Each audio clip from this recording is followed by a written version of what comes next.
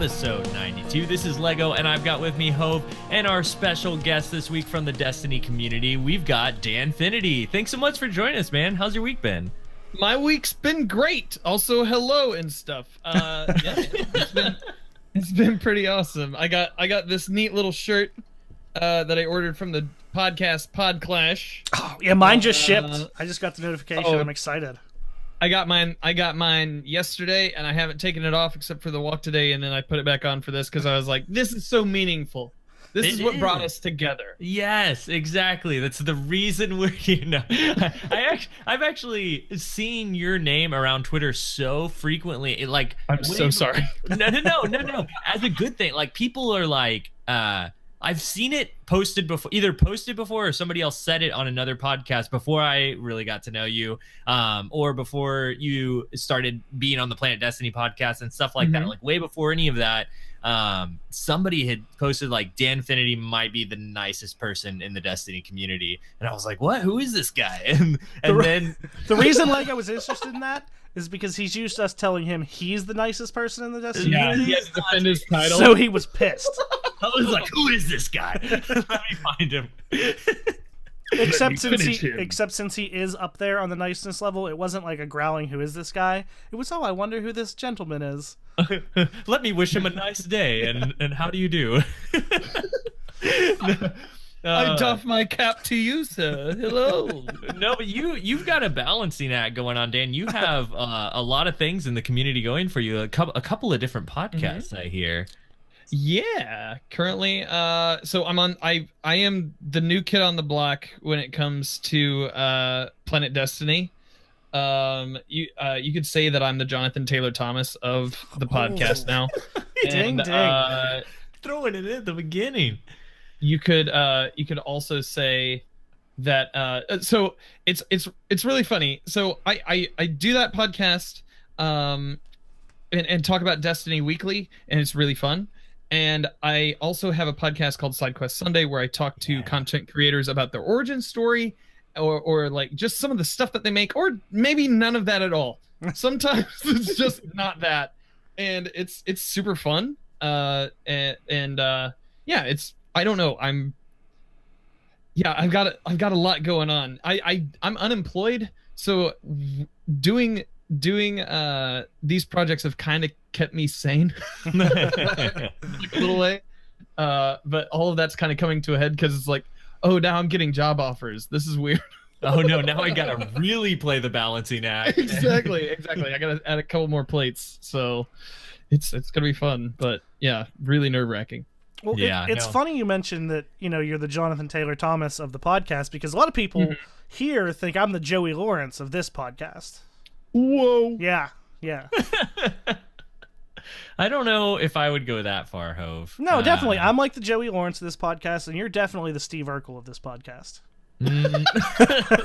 Dang it. I hate that I threw that at you, and you threw it right back, and I didn't see it coming. I didn't see it coming. Well, Dan, have you... Well, Lego, this is what happens when you find a stranger in the Alps.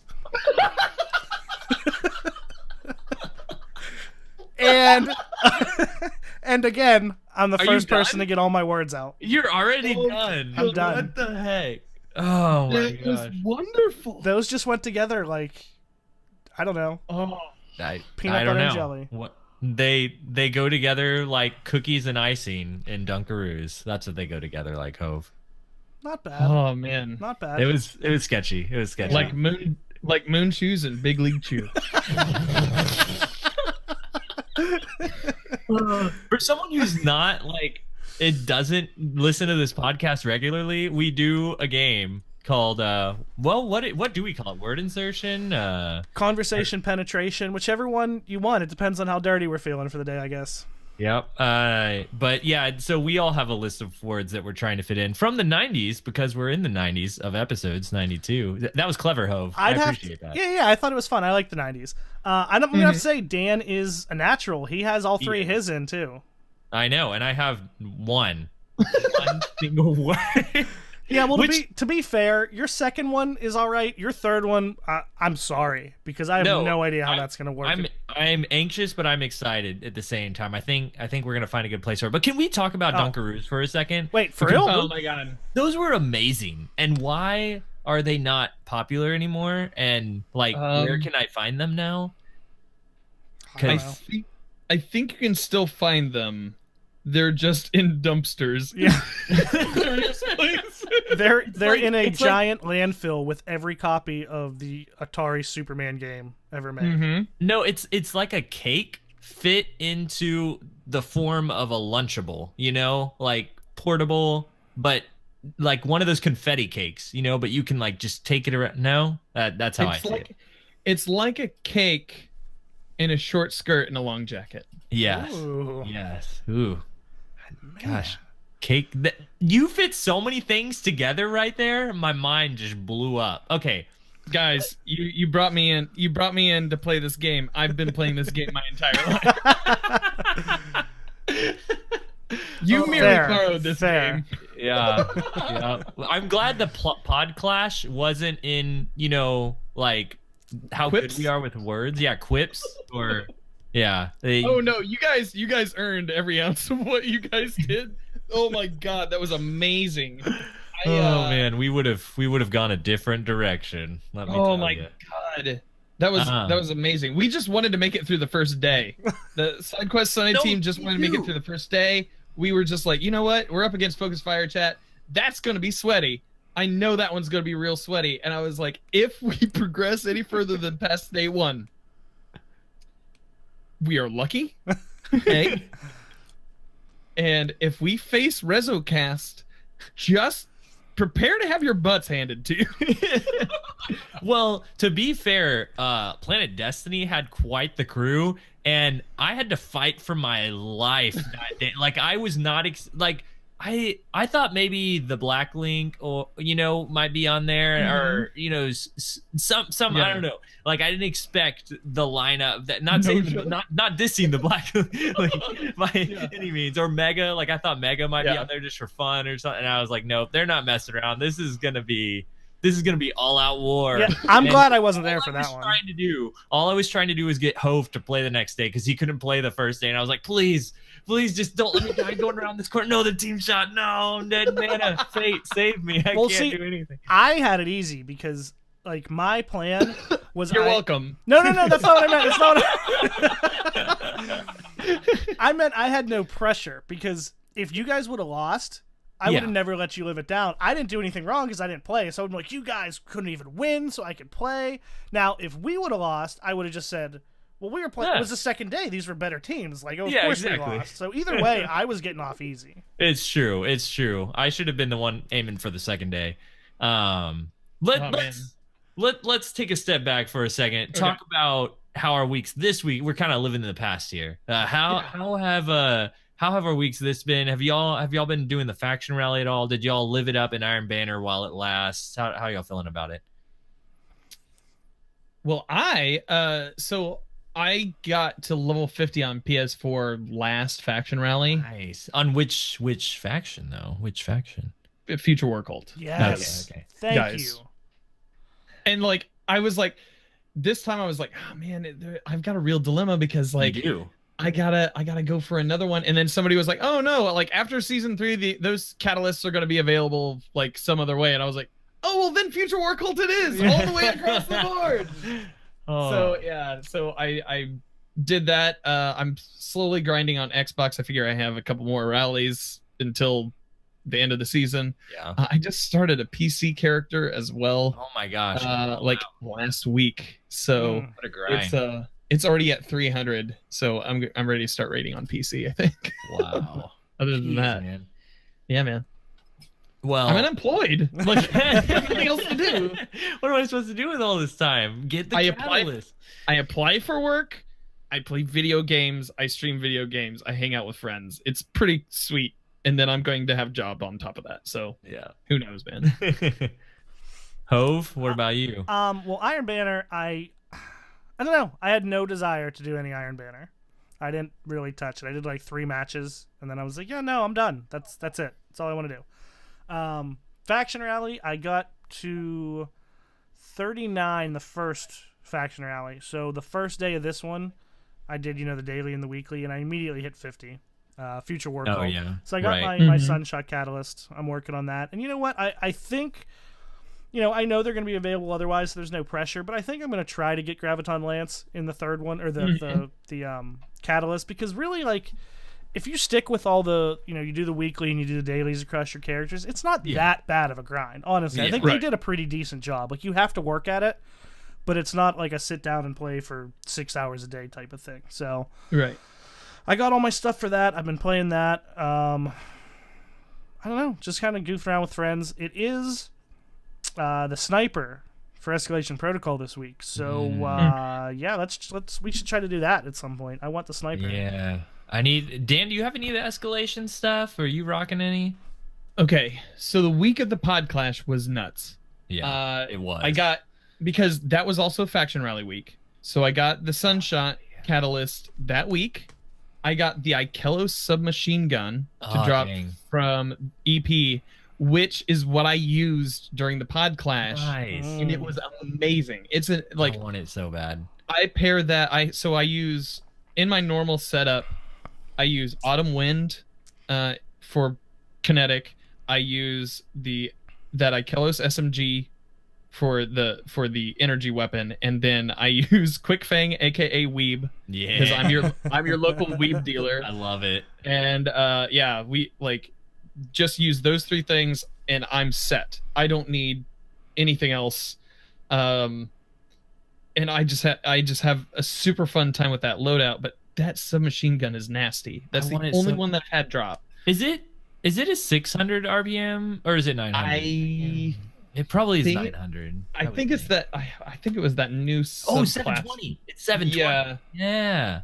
That's great. Yeah. That's why I really wanted it, because I got the competitive Imminent Storm SMG that's kinetic 720, and I love that thing. So I'm really wanting an energy one that's like that, so that way I just have some variety in my loadout.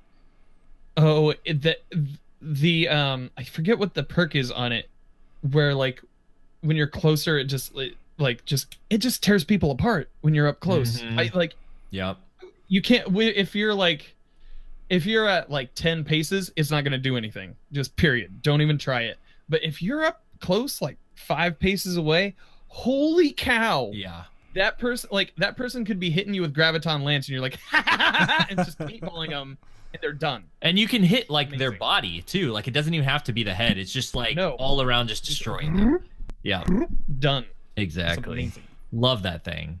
Well, that's cool. I wish that I had some. I just have some of the gear. I don't have any of the weapons to drop for me yet. So hopefully, we can jump in there and get that sniper. Maybe we just got lucky last night. But Dewey and I were playing, and we just went to Mars just to do random stuff. And I was like, well, I'm going to start one. There's 2 blueberries here. And just randomly, we ended up with a full 9. Like, people just showing up and wanting to do it. So it's really cool to see that still happening. Whenever we remember when we first found out about how it was going to be laid out, and I said, man, this is a lot better than the Forge, where it was kind of off in a different part of the map that you specifically had to go to, whereas this is right when you spawn in, you can see when people are doing it. There's other people around, so it doesn't feel like you're walking into a dead space. You immediately spawn into the open environment, and it's like it makes it to where it's easier for things like that to just happen. So it's cool to hear that that's happening. And it's like even worse. Like, you're right that it was off on its own. But it's funny because maybe I'm remembering, maybe I'm misremembering. But D2 is the first time we were able to pick landing zones on each planet, right? You just went to Earth before. So not only was it off the beaten path of the zone it was in, but you had to land on the other side of the waste. What was it? The wastelands or something? I think you could load into that section. Could you? No, you couldn't? No, Okay. D2 was the first time we could load into other sections, except for Venus, where you could load onto the raid right away. That was the only time you could load into a specific place. I'm pretty sure. I can't think of any other area that you were able to just load into. Yeah. Other than like if a mission, like if you went to a story mission, it loaded you somewhere. But as far as patrols, yeah, because that works differently in D2 too. That is interesting to think about the difference. It used to be when you started a story in D1, even I'm thinking of like Oryx's ship and stuff. You would have the missions laid out on the map. You click it, load into that mission. Versus now, you just load into the mini map and go click on the adventure you want to start, or even the story mission. That's how you start the story missions. You have to go to the flag and start it. That's interesting to reminisce for a second. Yeah, man. Completely useless information, but you know, that's what I'm good at. We're just a bunch of golden girls up in here, just oh man. Well, I've been trying to hit the Future War Cult faction rally this time. I did do Dead Orbit last time. Got that catalyst last second. Cannot believe I got it in. And really working towards the Sunshot one. But I have no Future War Cult gear to like help me get this stuff faster. I feel like New Monarchy and Dead Orbit I'm set, but I haven't been a loyalist like you guys. So I need to up my game and get it rolling. That's the one thing I'm really trying to, even though it's not, like you said, it's going to be in the loophole later, I'm sure. Something about it, like I just need to get it done. I don't know. It's the presence of now. Like, yes. It's that drive of like, I know how it's available now. I don't know how it's available in the future. Exactly. I can see myself attaining it now, and I should. And that's like what drives us in these loop-based games. Oh yeah, totally. I want to add on to what Hove said about how you liked the way like it's set up now. You think it's pretty even. The one thing that I don't, I feel like, you know, I know how it goes for like the everyday average working person, and I feel like it can be difficult sometimes to, because you kind of have to hit these things every day, or else you don't get the tokens that you need to make it happen. Like hitting those daily ones really give you a bump up, and so I feel like it is probably more difficult for that kind of person that doesn't have the time to get in every single day. Maybe they're gone 2 or 3 days out of the week for work or something. I don't know. Because but even that, I could still get it done. Because I know I was in the middle of traveling, and the 2 days I was back, we were doing the pod clash, and then I left again, and somehow I still got it done on the road. So it wasn't like terrible. But you definitely do have to put the grind in almost daily, unless you're playing literally all day. You know, just the nature of it. Anything, you know, like you said, I think it'll be harder for people like that. But you know, that's just natural. Anything that you have to put time into, if you have less time, it's going to be harder. But I do want to point out, I hate to be, you know, that guy on this one, but you know, for the majority of D2, one of the biggest complaints is we were able to get everything so easily and so quickly. And I don't want, like I said, I don't want to be that guy that's like, well, if you can't play all the time, you know, fuck you can't get anything. But like, we wanted this. Like, we wanted stuff that it took some time we wanted to work to. So, you know, it's one of those games, like, if you can't get it, like, you know, I don't know. I hate to be a dick, like, but I don't know. No. Oh my God. Not complaining, because I definitely, I just wanted to say that side of it. That being said, I like this, and I'm glad that it's hard work to get that stuff. And there's going to be some stuff we talk about in the TWAB that I might not get all of later with changes coming to raid layers. Because I'm not as much of a raider, and if there's stuff for them that's specific to those players who do those things and I can't get it because I don't put in the time for it, that's great. Like, we've talked about that so much on this podcast, and I'm really all for them doing stuff for the people that put the time and put the effort in to get that loot. Like, I think they deserve unique rewards for the activities that they do, so I'm all about it. I do want to put in one slight, this is just like a thing that I wish that Faction Rally would improve on, and how I imagined it going originally when they said how Renown was going to work. Just playing throughout it, like, I was like, man, it would be so much more fun if this happened. And that is, what if Renown, instead of just stacking to 5 and then it kind of reset the whole process once you open the chest for a lost sector, what if instead it like kept building past 5, and every time you did something in the public space, whether it was the lost sector or whatever, it kept building. Like, even if you looted it at 5, it went to 6 then, and then you kept doing stuff, it went to 7, and it just kept giving you harder and harder enemies, and like the way that you do a prestige nightfall card, and it lowering you down and giving you that handicap. Or maybe that's the wrong word. I don't know. But it keeps getting harder basically, and it doesn't stop until you wipe and until bosses become like question marks, because they said they were gonna they were gonna put that back in the game where if something's too high, it was just gonna be a question mark. So put it in the game and just make it for everyone, and so you can push as hard as you can go and make the tokens worth it. That could be really interesting, I think, to have people push themselves really far in a public space where that wouldn't really happen. I don't know, it's just how I thought originally, how I imagined it working, and it became something different, and I don't mind the way it is now. I just think that would be crazy, and you'd like push into a lost sector and it'd be so difficult, it would feel like a raid or something, or like one of those crazy D1 nightfalls or something, and all of a sudden Atheon shows up. Yes. Either that or like the ogre in Titan feels like Atheon or something. I don't know. Yeah.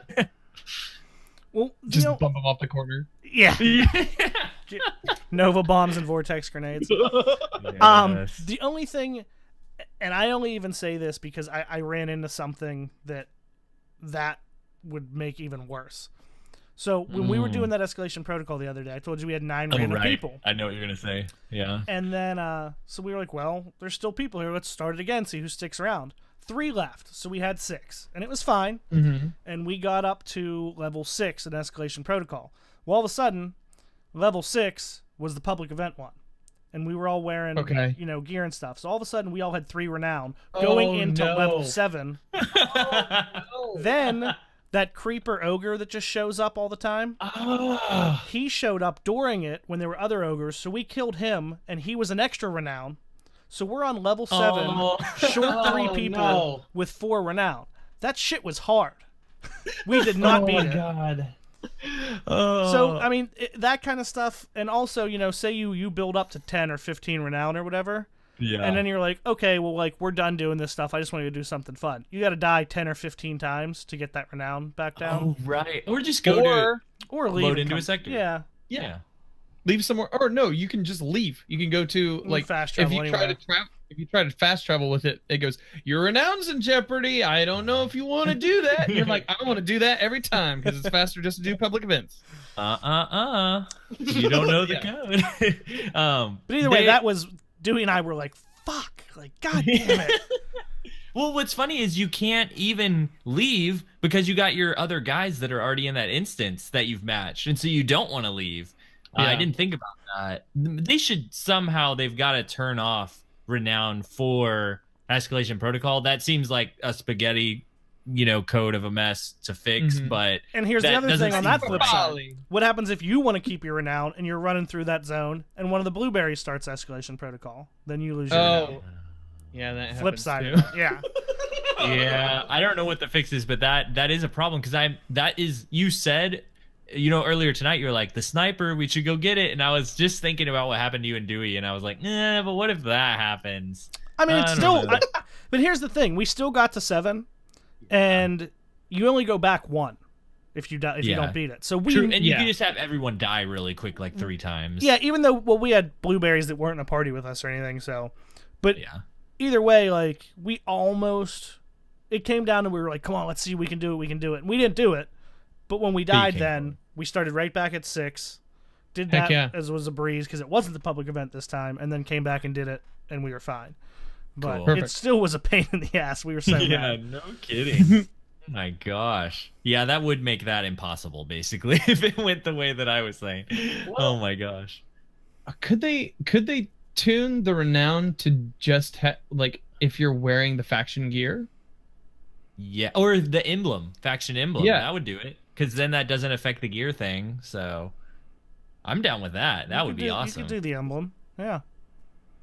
And most people rock their emblem anyway when they're doing the faction stuff. Yeah, I'm down with that.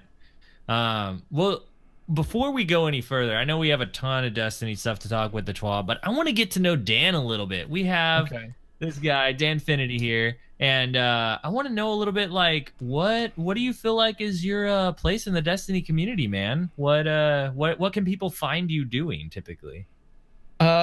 Generally people can find me derping around and laughing a lot, but I think so. When I first started playing Destiny, I was kind of alone a lot of the times, and I joined like a Dads of Destiny clan. It was the Dads of Destiny High Command, that branch of it, and they're no longer in the Dads of Destiny overall group.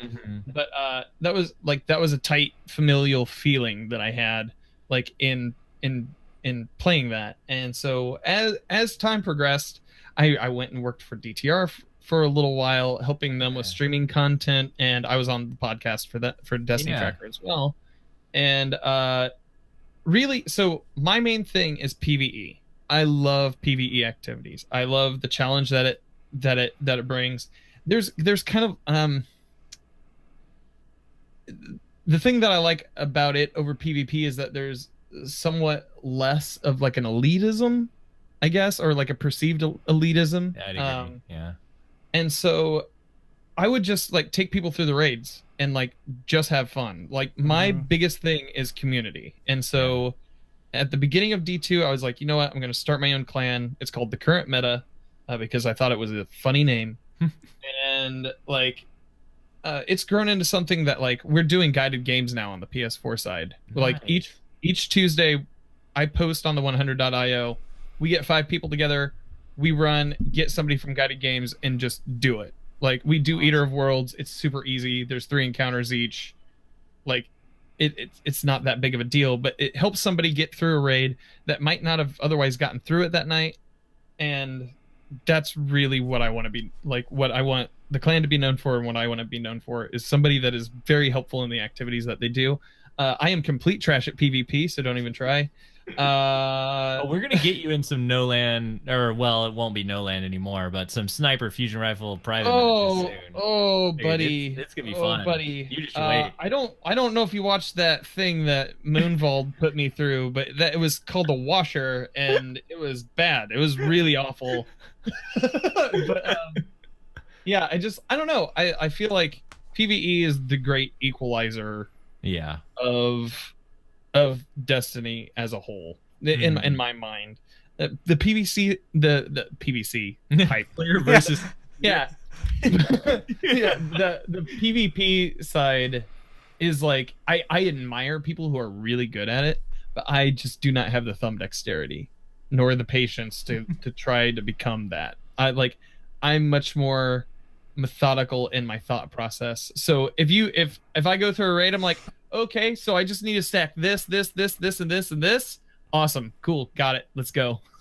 Like nice. Done. Easy, done. But you're like, oh, there's variables to this. Not good. So that brings up like 10 different questions for me. So I'm gonna try to like narrow it down, but because I want to know what you think. Then, being more of the raid guy, you know what you think, or what your comments about PvE and PvP, what you think about Gambit coming up, since it's kind of the combination of those two things. I've heard that the mode kind of reels in people who would never play PvP, but they still really enjoy it, because if you're really good at PvE, it kind of counterbalances some of the PvP-ness. I'm such a child. Giggity. As soon as I said it. Oh man. I'm really excited for Gambit. Like I feel like that's a really cool mode, and something that I hadn't thought of like Destiny ever being. Yeah. You know what I mean? And like anytime they're able to introduce something like that, like a chance at discovery, a chance to like become great at something that you otherwise don't know if you had it in you, that is what makes Destiny great to me. And so like I already know that I'm going to be calling on some buddies of mine from the PvP sector to come join us when we do our Gambit stuff. But it looks like a lot of fun, and I'm excited to try it out.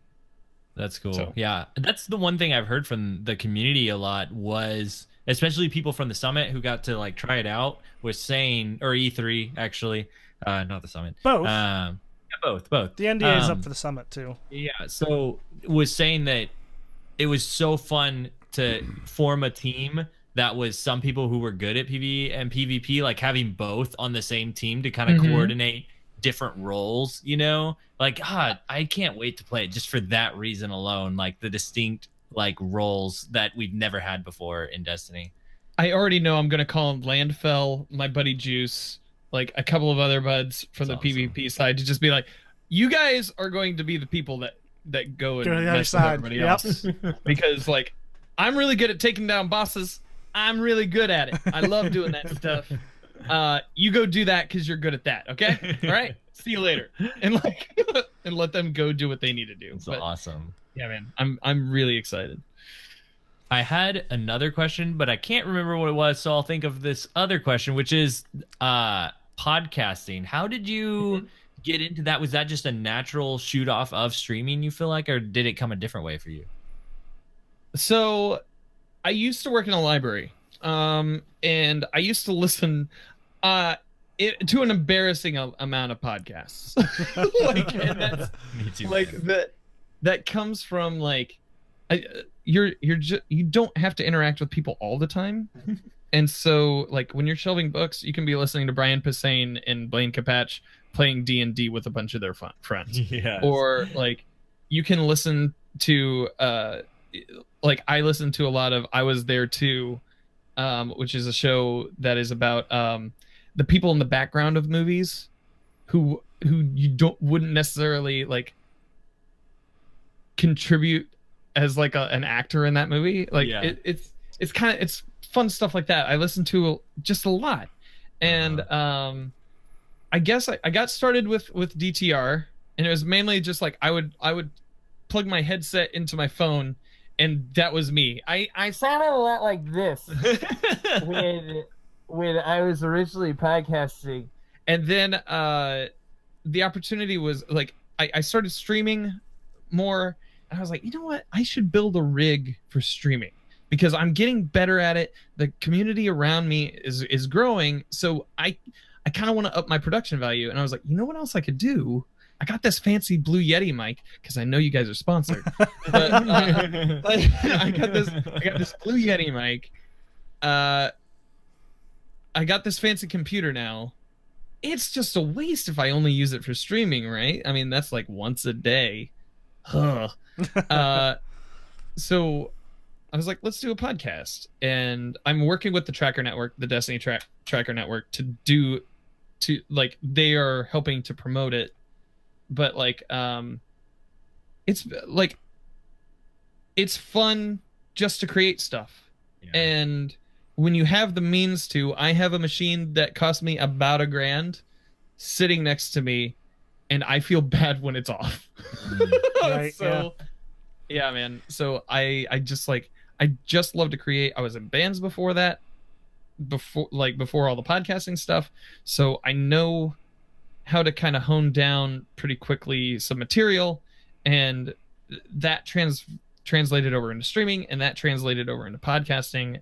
I just like to talk, I guess. I'm so sorry. Me too. No, I like what you said about like, I just love to create, and when you have something that is made for creating things just sitting next to you, it's like, why not I just want to utilize this. Like, I just want to do this thing. That's great. It makes so much sense. It makes so much sense too. And like when you like doing the show that I do, where you're talking to people about the things that they make, it's mostly tied to this hunk of metal with whirring like bits on it that like people create with. And it, like, but it all comes after that. It all comes down to the will to create. You know, everybody wants to connect, everybody wants to communicate, and like the fact that you have this weird outlet where it's like new, it's like talk radio for the millennial whatever or whatever comes after. Yeah, but like it's a weird phenomena, and I don't know, I just love doing it. It's fun. That's cool, man. I love that. I feel like if Triton were here, he'd have a very like profound, more like I don't know, like existential question to ask you regarding this, but I'm not even gonna get into it. Who's Triton? I don't know. Who is Triton? I don't know who that is. I have no idea. I'm picturing the king from Little Mermaid. He's just got a... I'm gonna tell him you said it. That's perfect. That's so good. That's so good. I got one last Destiny question for you, and Hove, you can feel free to jump in with anything you got. But okay. Thanks for the permission. Yeah, you're welcome. I had to hand it to you, you know. I feel like you gave it away already earlier. But what class in Destiny is your main? Do you have a main? I am a hunter. Across everything. Now there will be some people that will lie. Some people that will hear this episode and they will be like, "No, he's a Titan main." And I'll tell you what, I made a mistake once. And like I slammed somebody in PvP and I was like, "Hey guys, I might be a Titan main." And somebody clipped that 30 seconds. And now it's a command in my chat. And anytime I try to delete it, it mysteriously shows back up in triplicate. So I can't really do that anymore. Oh my gosh. But yeah, I'm a hunter main.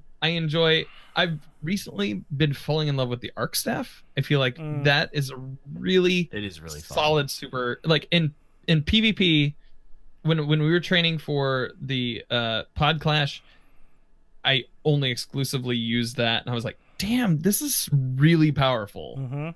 And I use it in Eater of Worlds up until the second phase of Argos, where I switch over to Celestial Nighthawk because Celestial Nighthawk. Right. But it's such a like for the hunter, I feel like it is the best.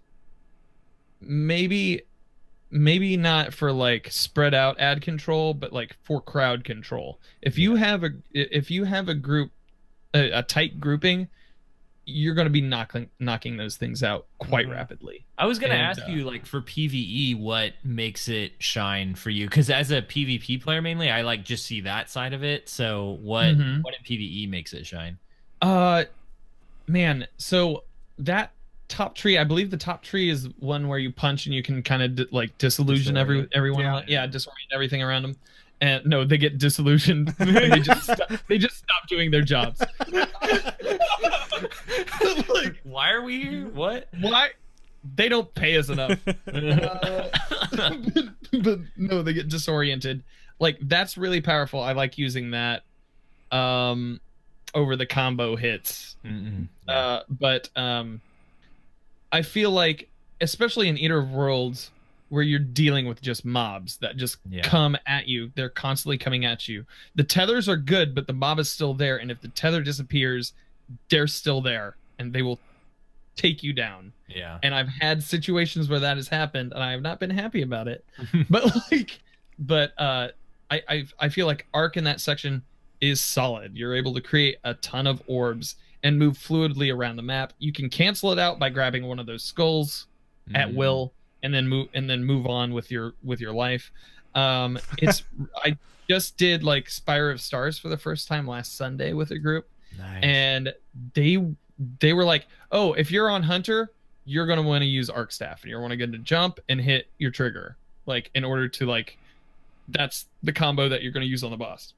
And I was like, "That is the first time in any raid where I haven't been told, okay, you're going to want to switch over to Celestial Nighthawk. This section or Orpheus Rig. Like, it is specifically like for that final boss stand. It is such a good tactic to have several hunters there with an arc staff just smashing the hell out of them. Wow. Yeah, that's crazy to hear that over Celestial Nighthawk. That's impressive. Well, since you gave me the permission, like I am gonna chime in here. Because I do think it's funny that, you know, I'm also Hunter main and you've never once asked me why. But we're going to move past that. Yeah, there's reasons why. Another really good thing, though, they have some of, if not the best, like, suite of exotic armor, I think. Some of them, really powerful stuff. Yeah, like the Worm Husk Crown is obviously, you know, Hunter-wide. But even Arc, whatever they're called, stripper pole. You got the you got the Raiden Flux, which successive hits, you know, to deal more damage. So that's really good for, and extend it out. Yeah. So that's really Like- good, especially for like, bosses. Yeah, but even like the kind of like mid tier like yellow bars, like you can really put in some damage on them. Lucky Raspberry, especially with the new buff coming, like with the arc bolt, like another crowd control thing. Even if you don't have a super, if a bunch of thrall running at you, you can take out at least 4 of them, immediately. They just have a really good just overall game, and the super is finally, because a lot of it's similar to what Blade Dancer had in D1, but Blade Dancer's super was useless in PvE for the most part. So it's just, I don't ever remember using it. Yeah. I used it because like I thought it was cool at the beginning, and then once I learned that like you had to be smart in this game and try things, I just But yeah, it's just a really, really good class right now. It's in a really good spot. Mm-hmm. Also, yeah, they wear capes. Gorniak pointed out. Hell yeah!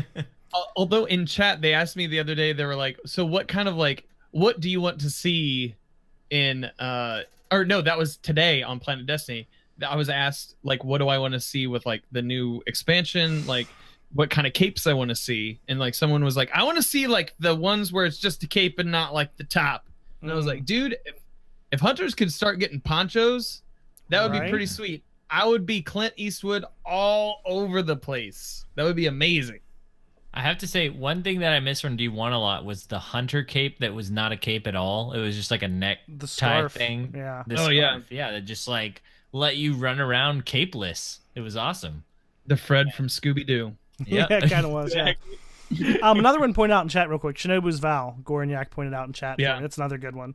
That one's a little bit more PvP based, but still, it's a really good exotic for I really don't remember the name of it. Stripper pole. Arc stripper? Yeah. Stripper guy. So I was using that.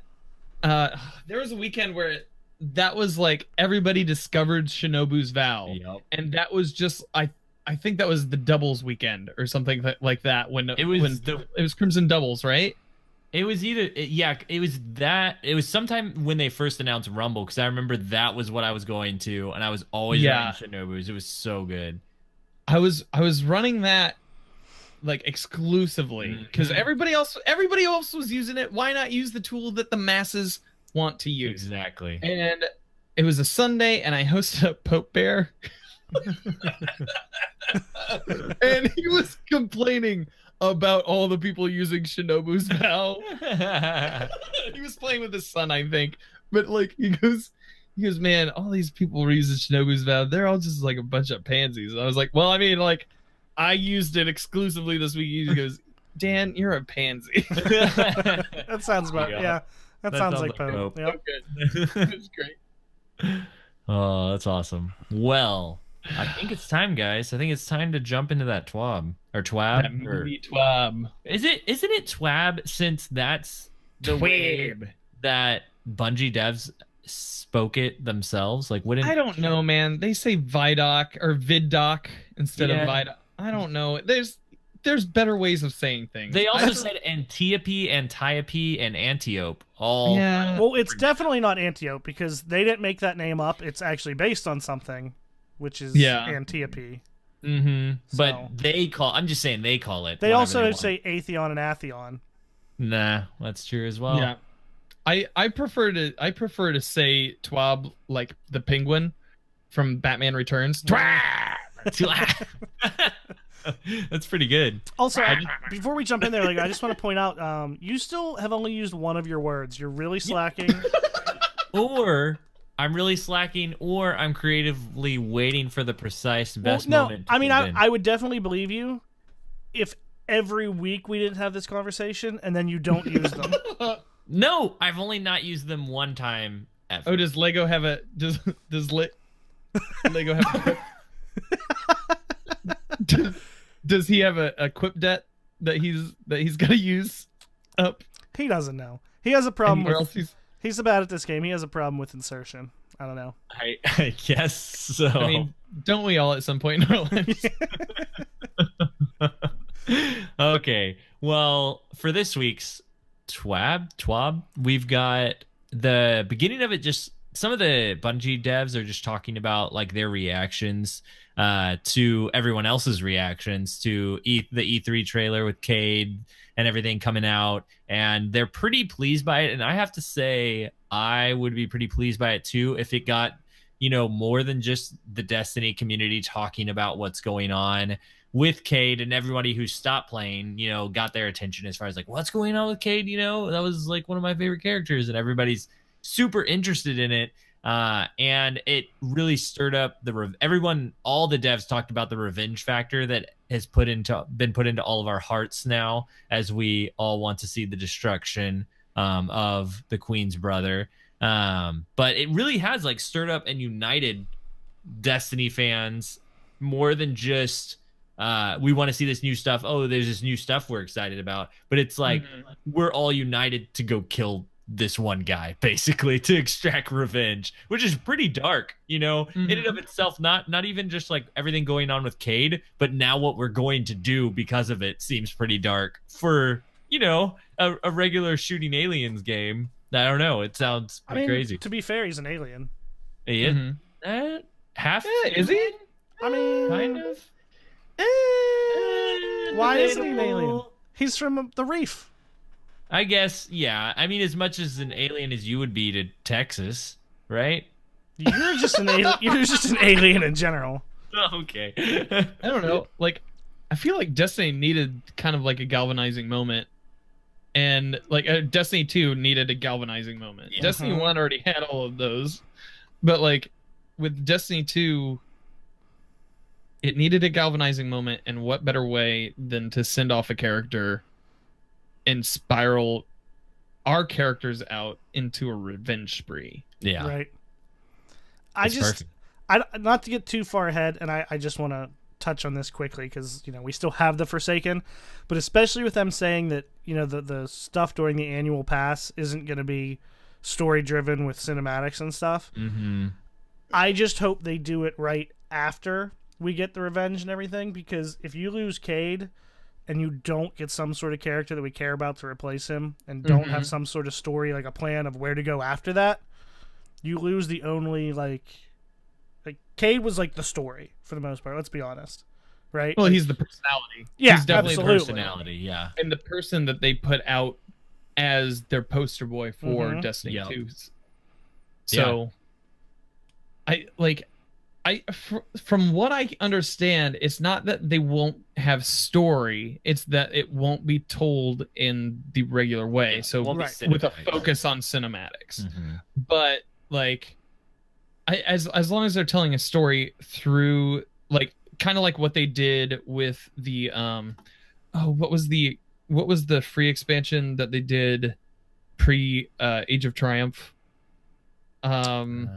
No, Age of Triumph was the free one. It's Rise of Iron that was not, right? Right. But they had like a short, like, taken like mini expansion where it had like a couple of story missions here or there that kind of enriched the story a little bit. It had that stupid strike where the boss had 3 tiers and he could use all three of the elements, and you had to hide in that stupid hated that strike. Buddies.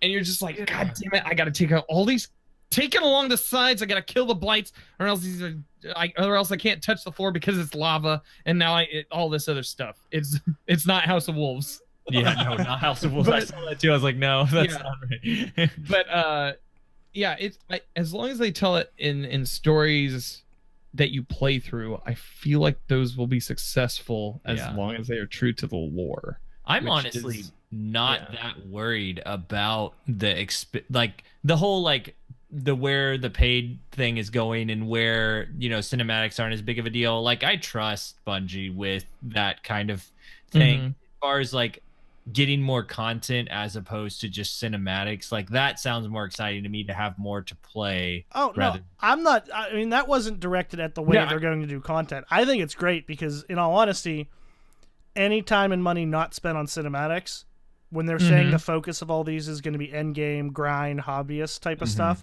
that just means more things to do. Exactly. I just meant as far as however they do the story, Cade's really like the only thing that people really care about right now.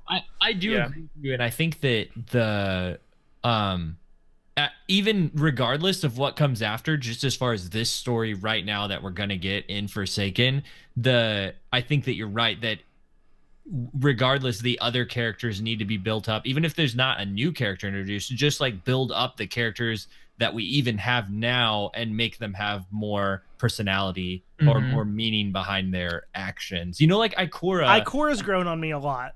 And for example, like she has, like, her storyline had a lot of potential to do a lot more than it even did. I felt like in D1, it just didn't have enough time to like get developed, and it didn't, like, it kind of gave it to you all really fast. Like, it showed you all this stuff in one mission about her, and then by the end of the mission, she was like, "Let's go get Zavala," and you're like, "Wait, what?" Yeah, it happened really fast. Her vanilla story, in my opinion, was awful. I thought the Curse of Osiris, I thought she was good. I thought she was entertaining. She was the best part of it. Yeah, she was the best part of it. Yeah, she was the personality in it. Like, she took it away from Osiris. Yeah, absolutely. Yeah. Osiris fell flat, and he's supposed to be this legend that you see, that you've been aspiring, like, to, like, please in some form or fashion for the past 3 years, and he just shows up and he's like, "Ha, I'm grumpy." Yeah, he was just kind of a douche. Yeah. It's like, okay, I get it, grumpy guy. Hey, Ikora, what's going on? Yeah. I think there's something to be said. They have a lot that they can do story-wise.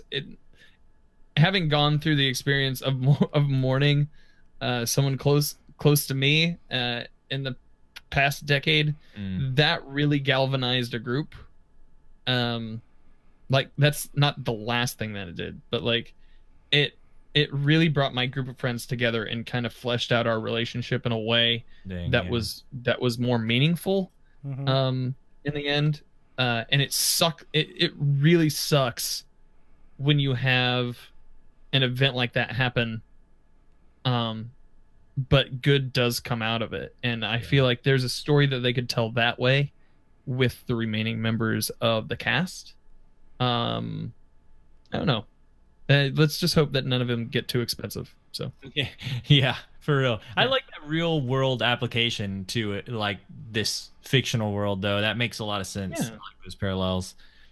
Up after the dev commentary stuff, we've got a kind of short calendar thing. It's not a like they were doing like every month this is what you're getting kind of thing, but they made this little infographic that's just like for the next few weeks, basically what we can expect, and on it shows what we're getting as our weekly Crucible playlist every week, which is interesting because one of the changes coming up is Supremacy, Crucible going to the weekly playlist, which I guess we'll get to that in a second in this update, but it's interesting to see that coming so soon here, July 17th. But July, in the near future, July 17th also is our update 1.2.3, 123, our update 123. So I'm just gonna kind of read these off. We can talk about it a little bit. They've got like some quick notes here for the release, a little preview basically. So first up is what we just talked about. Quick play is increasing player configuration to 6v6, updating the playlist description, removing Supremacy from the pool of available game modes. And basically the rest of these changes are kind of 6v6 stuff. Update control win score to 150. Control zones will initially be neutral. For clash scores going up to 100. One thing for 4v4, bomb fuse timer and countdown is lowered from 40 seconds to 35 seconds. And then some general changes. Rumble will become a full-time playlist, and then Supremacy will be added to the weekly featured playlist, updated to 6v6, and will have a win score of 150. Dang. I thought I didn't look at the infographic first, and instead I read like the patch notes, and I read removing Supremacy from the pool of available game modes, and I was like, yes, it's good. We won. We did it. But no, it's going in the weekly playlist. What? Well, that's the week you can do PD. Yeah. I feel like it's our chance to, like, for everyone to just be like, no more. We're not We're gonna show you. You've separated it into its own playlist, and we just won't play it. I'm glad we at least have a choice. Even if they don't make it go away, I'll just play Rumble that week. I hope it's gone forever. I know, for real, right?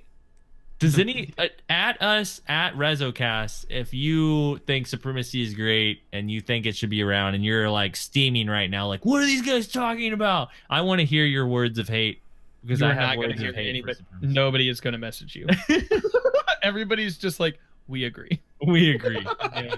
Okay, at us at REZOcast, if you agree Supremacy needs to be taken down.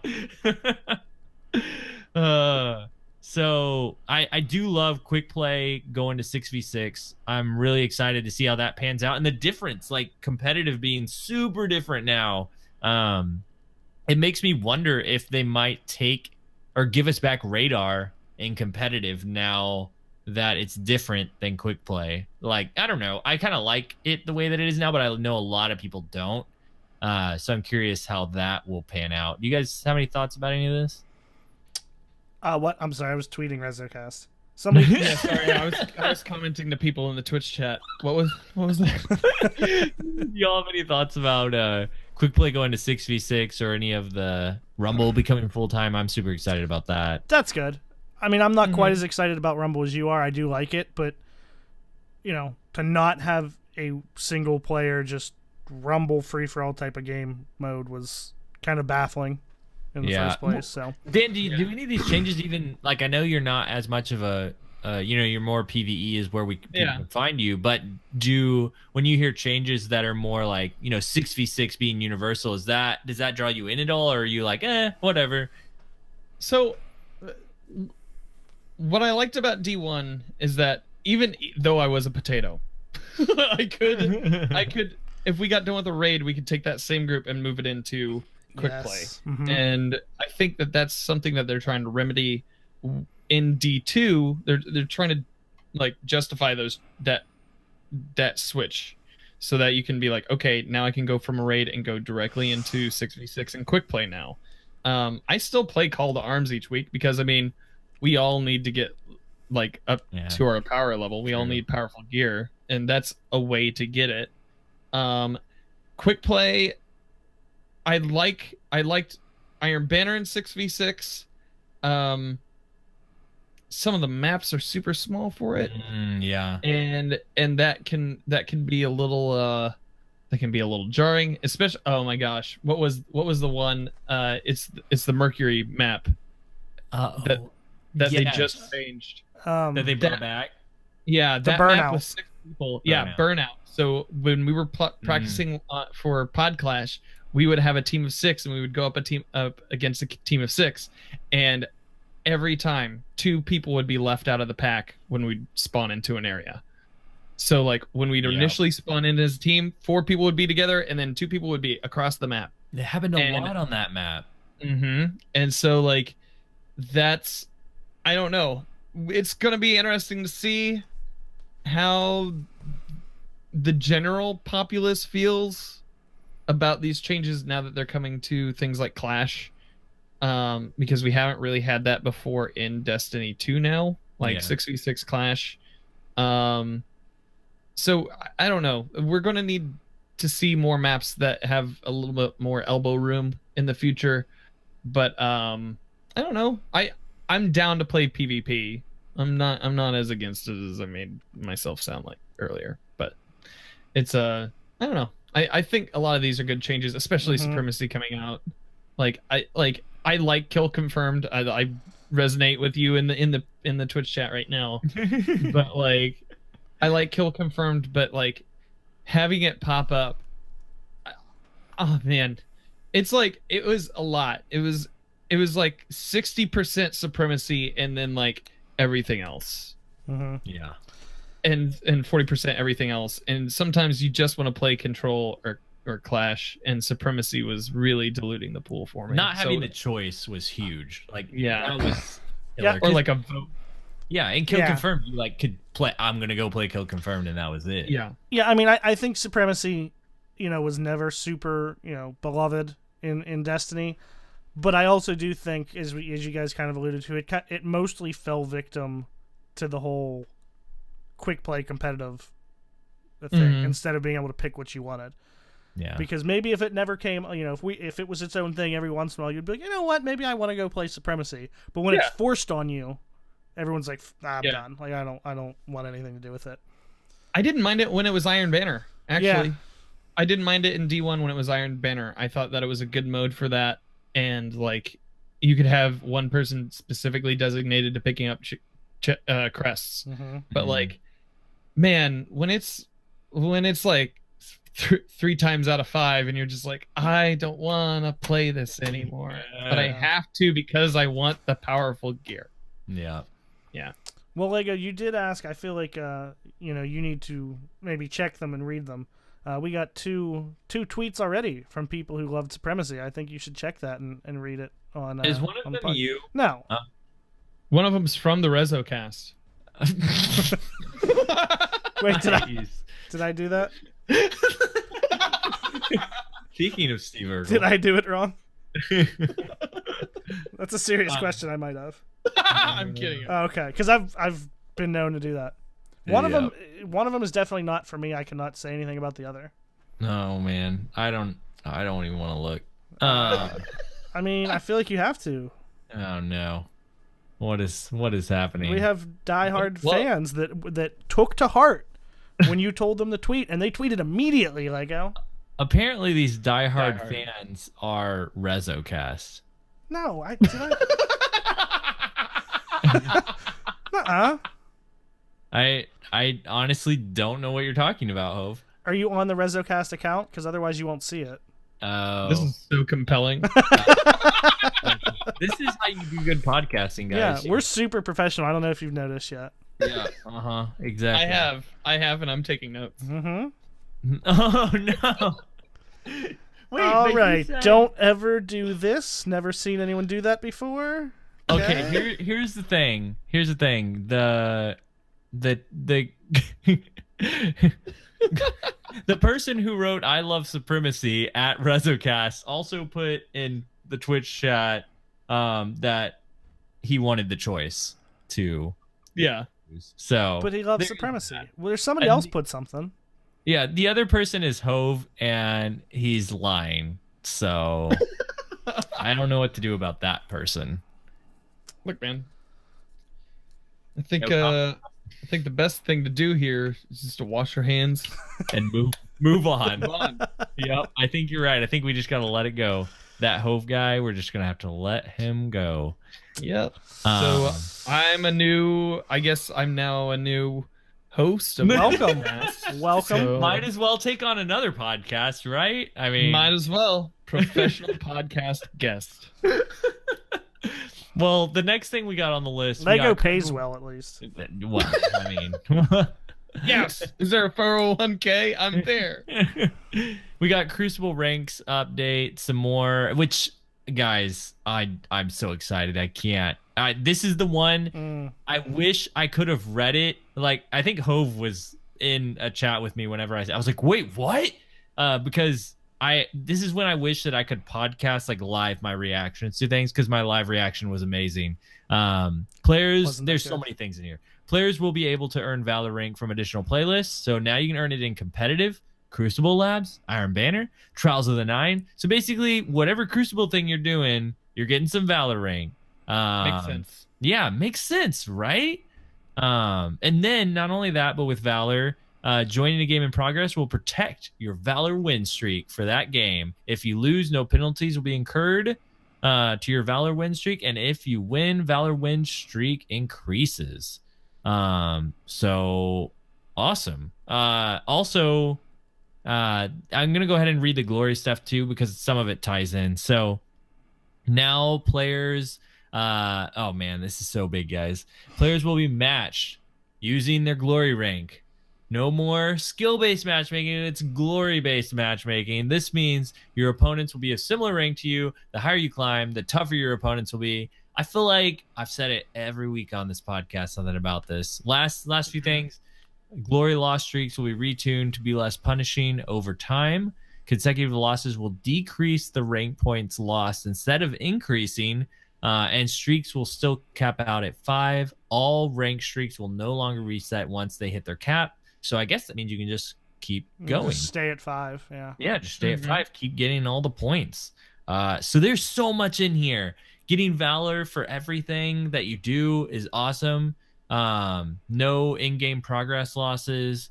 And then the glory rank is like huge for me. I can't even explain how infuriating it was to every single game it feel exactly the same and never like you were making that climb, and finally we're gonna have like an actual climb progression where it feels like people are getting harder. Heck yeah. I think you're forgetting, Lego, the week where we had to convince you that a rank-based matchmaking was better. What? You don't remember that? No. Yeah. What was this? I don't know, a few weeks ago. You were we had this conversation, and we were on the side of rank-based makes more sense, and we should do that. And then you, like, halfway through, were like, oh, yeah, I guess you're right. No way. And since I've been playing I will find it. You gotta find it and you gotta clip it, man, because I don't believe. That sounds like some like R.L. Stein made up crap. I don't know what you're talking about. Dude, Beasts from the East is a literary treasure. I didn't say that it was bad. I just said it was made up. I just said, I guess I called it crap. My apologies, Stein. Apologies. Whatever. Listen, Goosebumps is one of the greatest series of literature to ever exist. At least of the 90s. Well, probably ever.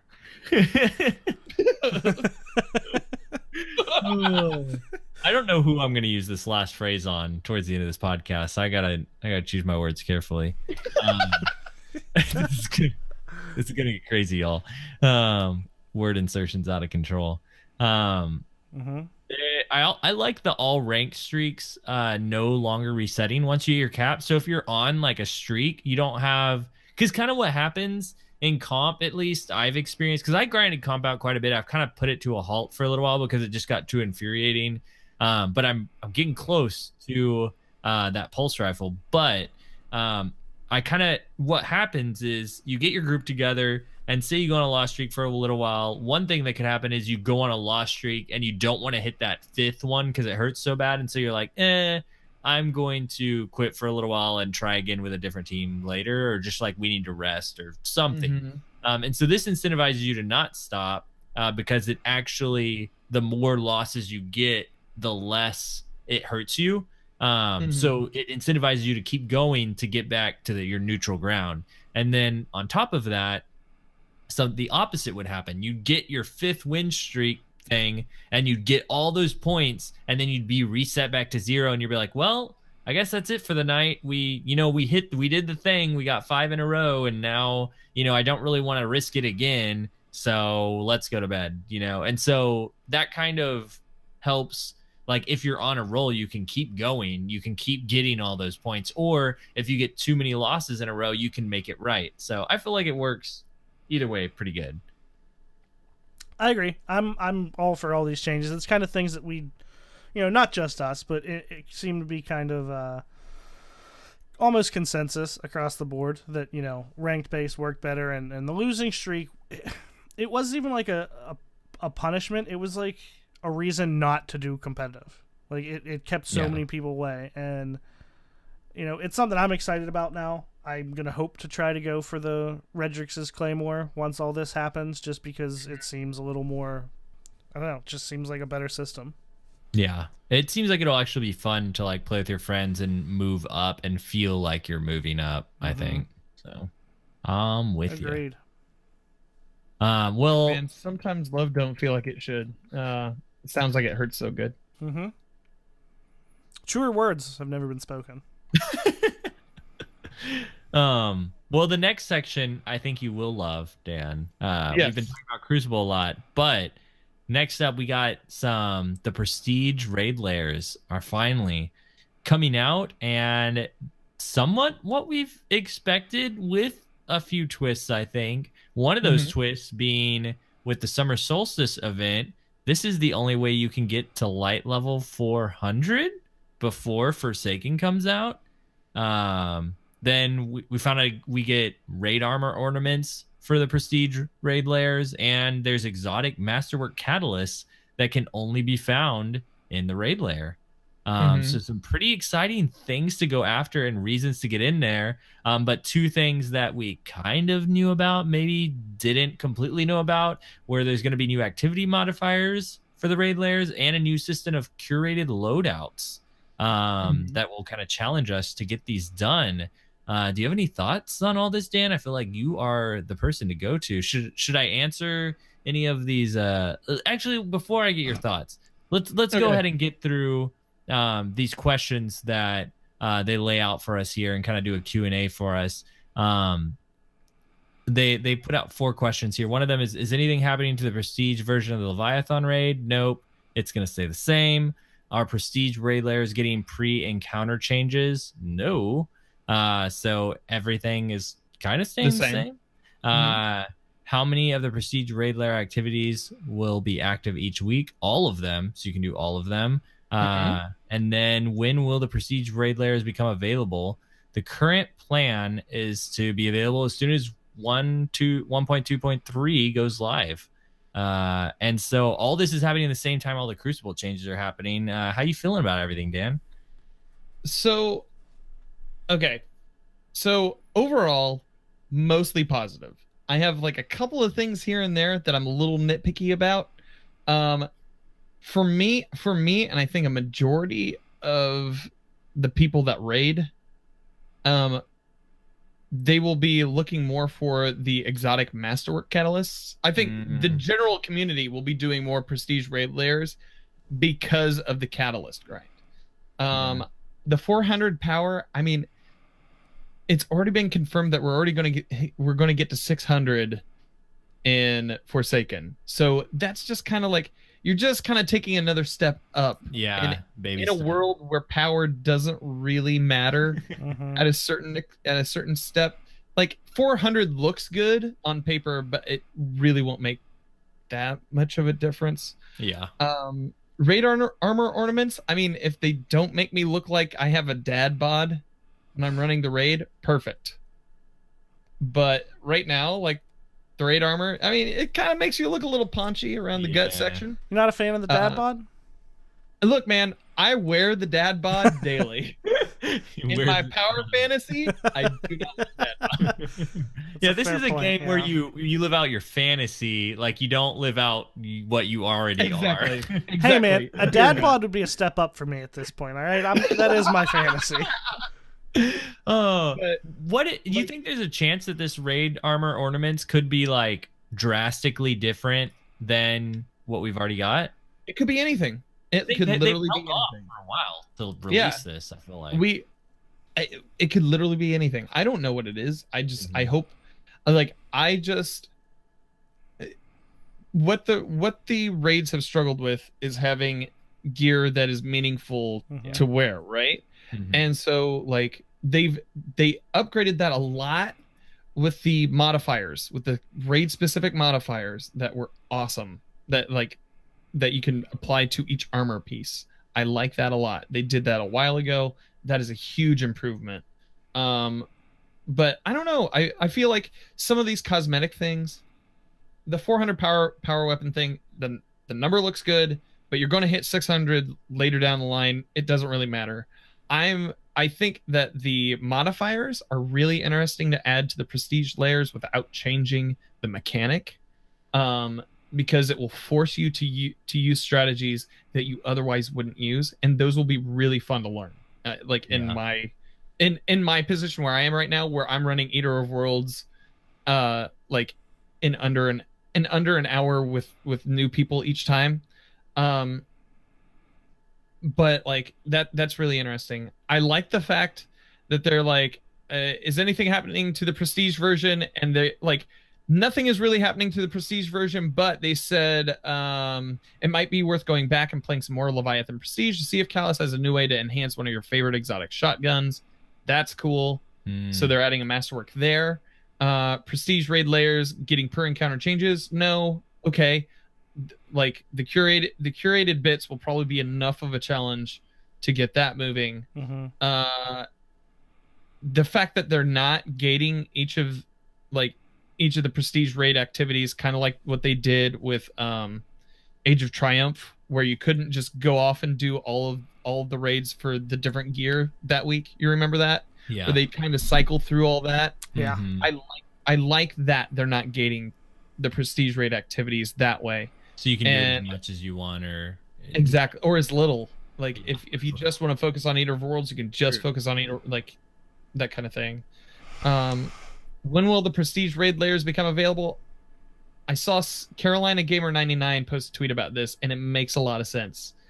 The raid races are really fun for the community to watch and to take part in, and having them both release on the same day does kind of like some of the people that want to do the prestige layers want to race them. You know what I mean? And like if they had come out like 1 week and then the next week, you could have had that for like 2 weeks there. Yeah, but like, but this decision is aligned with, hey, we want everybody to be able to do everything right out the gate.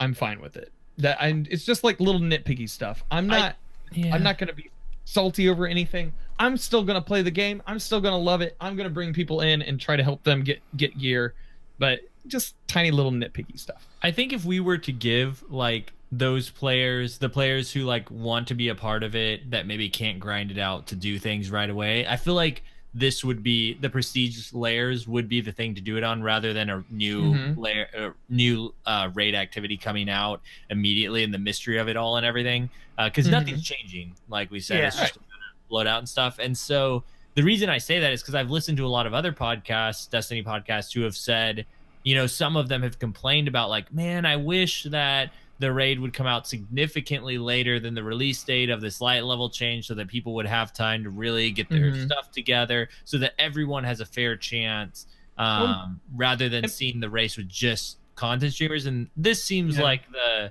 hey, anyone can kind of, you know, do that thing, and it splits it up even more so. But alternatively, I'm with you in that I kind of like seeing those races, and I like seeing the outcomes of them, and it's kind of a bummer. And I feel like Bungie is pro raid race, and so it always surprises me whenever they do something like this, where this could be a race thing, but they kind of do it at the same time, and everything's kind of unclear, because one person could go for one raid first of, you know, one Spire of Stars, for instance, and then one could go for raid first of the other one. You would just, I don't know, you just split even. Yeah. I don't know. So they didn't announce whether there would be a light change, like a light level change to the prestige modes. They didn't. They just said that they'll drop 400 power. Yeah, and they also said while nothing in the activity is changing, they never mentioned the light level, so it could raise a little bit. But I don't think so. But I don't think so either. But like, I don't know how else you'd justify raising it up to 400 other than just to see the number. Yeah, I think that's what it is. Here's another carrot while there's nothing else going on. That's I think it's probably as simple as that. Maybe not. Hopefully it's something else. But I mean, I guess they figure they have such a huge light increase or power increase from this to the Forsaken that, hey, that we nice can throw this in there. Yeah, give them something else to do. What do you think? Sorry, go ahead. There will be a lot of people that come back for Forsaken, specifically, and like they might miss out on the solstice. Yeah, I can see that. Okay, that makes sense then. Okay, I'm okay with it then. Talk them into it. Quickly on the with them both releasing at the same time. Both of your guys' points. I'm very much for, the raid races and the world's first, and because it's really cool when Bungie is the one like posting updates and saying who won, and like it's kind of everyone together. Yeah. I guess the one reason I'm just kind of okay with it this time is because they're not doing anything different. So I mean, it's with the encounters themselves. So I mean, it's pretty much everyone just who can handle this modifier better type of thing. Like it's not, a lot of the fun is watching people figure things out and seeing different strategies and stand on this plate and do this. So I'd never say I wouldn't want to watch it, but I can see why a race on these ones would be a little bit less interesting, I guess, than Yeah. a full figuring it out type of moment. Yeah. What'll be cool about this is there will be weeks that it'll be really interesting depending on the curated loadout for streamers in particular. Like there might be a week where all the streamers are like, oh, this one's really interesting. This one's really difficult. Who can do this one, or who can do it faster? Mm-hmm. The only issue with that, and I hope it's not the case, but it's kind of like, I like the heroic strike modifiers, but when it's like blackout and glass or whatever, I just don't do them for that day. Like it's bad. It's not fun. That's usually when I take my poop breaks. Yeah. Yep. The other thing, Lego, you brought up the, a lot of people saying that they wish that the raids came out later so there was more time. That's another one where, and I've never ever gotten to do a raid. No, once. I'm sorry. One time I got to do it at launch, like when it dropped blind. Yeah. And that was just by chance. I just happened to be off that day. I don't want it to be super, like, strung out, like a lot of space in there. Right. I think it's pretty good because, I mean, part of it is this race. It's supposed to be you're watching the best of the best go for it. So if you can't get to that point, you're not the best of the best, which is totally fine. That's a small percentage in any sort of competition, in any sport, activity, game. You don't have football players where, well, this guy's faster, so we're all going to there's a speed limit. You can only run 10 miles an hour so that we're all the same. Those people that are... Whoa, where's your run limiter?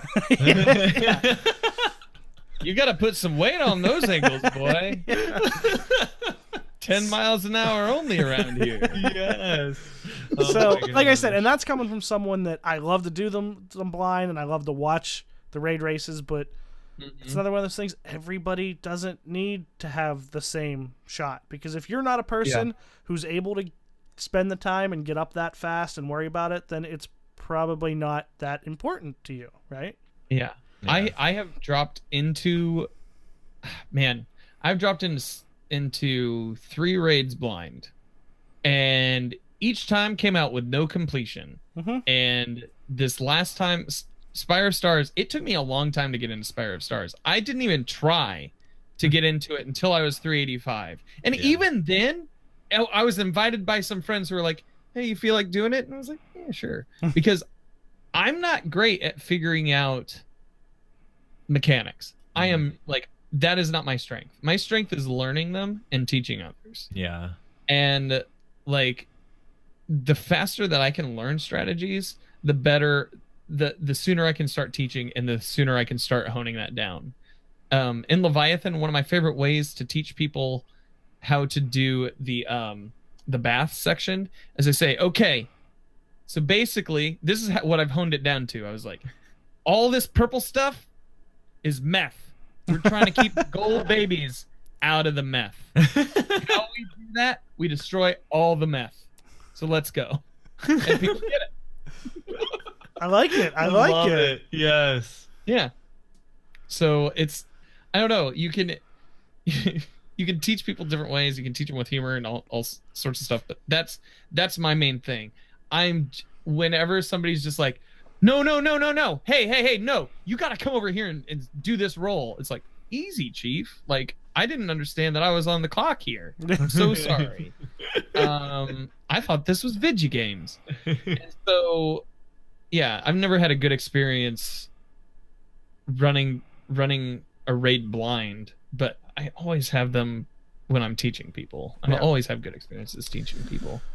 So, I don't know. I think one of the big things with teaching people in anything, that even your, meth and babies analogy works with, is too many people just want to tell you what to do as opposed to why you're doing it.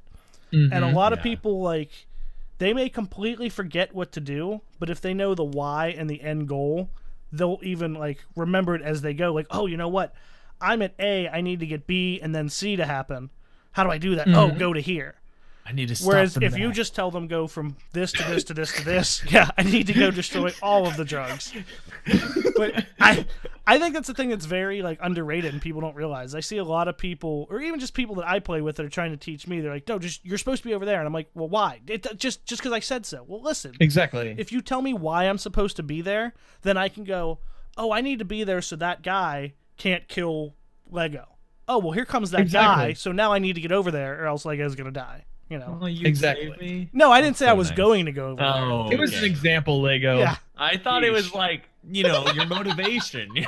Yeah, no, that was like, you need to go over there to save Lego. I never anywhere alluded to the fact that I was going to go over there. Well, I'm definitely not going to tell you the reason then, because that most of the time. Well, I got a question for you guys. What do you think about a section of this talked about getting weapons from every part of the raid for completing the prestige raid layers? How do y'all feel about that? I mean, you're doing the activity. Yeah. You might as well be rewarded. Yeah. Like, my main issue prior to season 3 was, and it originally wasn't an issue. When I first thought about it, I was like, yeah, everybody should get raid gear, because then they'll be tempted to get into the raid, and that just didn't happen. In our clan in current meta, we had a lot of people jump in. We hit 100 real quick, and I don't like. So few people were actually raiding, and then everybody would get the Ingram, and they're like, oh sweet, I have sins of the past, I never need to set foot into a raid. Yeah. And like, that was kind of the mentality that set, and that's why I turned on that system pretty quickly. I'm glad that they turned on that system too. Like, that we don't get those weapons anymore, just some light level. And like, but like, if you're doing the activity, you should be rewarded. And like, and with gear that is meaningful, not only to like the raid, but like to you. I feel like the gear has to be, if for a pinnacle activity, it has to be pinnacle gear. Yeah. I don't know. I got all jazzed up when I'd open that chest and get 500 glimmer. I don't know what you guys are talking about. Dude, those shaders are sweet. Dude, I really want to get the prestige normal normal raid shader, because I saw some people put that thing on some ships and make it all gold, and that looks fly. I really want it, and here's the thing. We can go and do the castle real quick on 3 characters, and then you'd have like exactly. That's what I've been trying to do whenever I get an escalation protocol group together. I'm like, hey, we could just go get some shaders real quick. Shaders? Are we all thinking shaders? Yes, we are. We don't even have to kill the meth. We just get the shader and we can get out. Yeah, man, we don't have to deal with any meth. One more thing on this whole thing. The curated loadouts, dude. How cool would that be if this was like a precursor to curated loadouts in PvP? Like Iron Banner, curated loadout for the day is auto rifle something. No, you don't, man.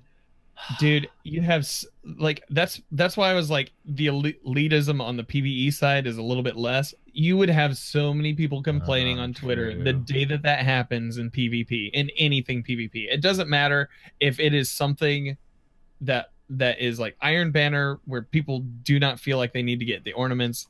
They would be like, well, I think it's dumb that I have to use an SMG because I'm not good at using SMGs. Yeah, that sucks. Because that's the fun of private matches, is when you get your friends together and you're like, let's all do tractor cannon only, you know, like. But there's an agreement there. But there's an agreement between you and your friends, and like, if Bungie mandates it, somebody's gonna push back. Unfortunately, that's how it works now. That's true. That's the world that we live in. But if it's you and your buds, you can be like, dudes, let's all put on orange shaders and just play hide and seek, and everybody gets it.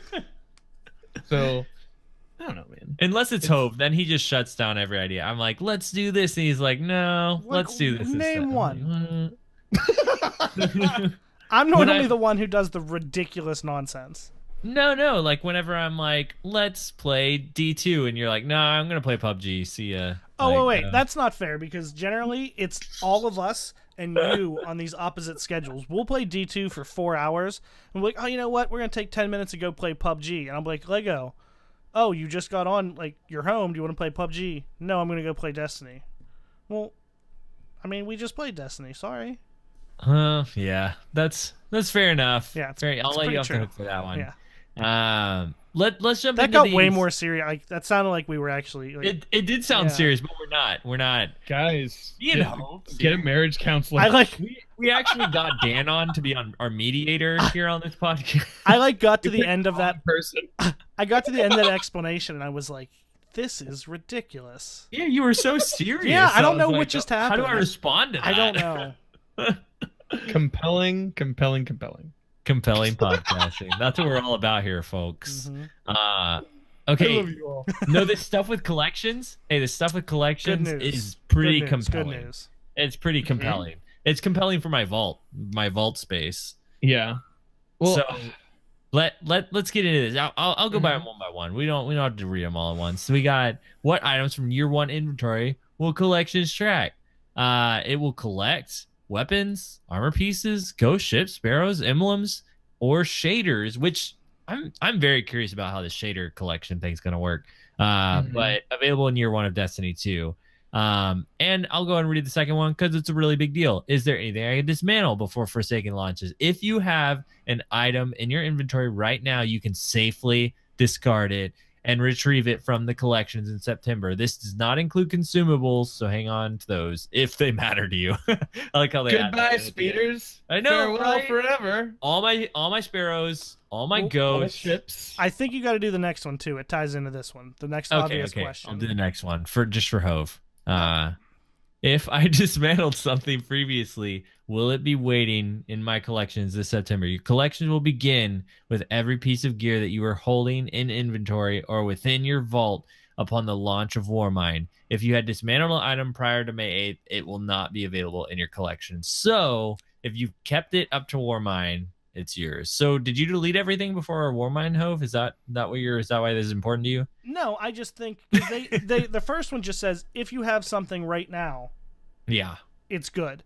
But a lot of people's questions was, well, what about things that I've already gotten and I've deleted? So I was just the next question kind of tagged onto that and gave you a deadline. No, you're right. And I think there's been a lot of people when Warmind launched that started deleting stuff about that time.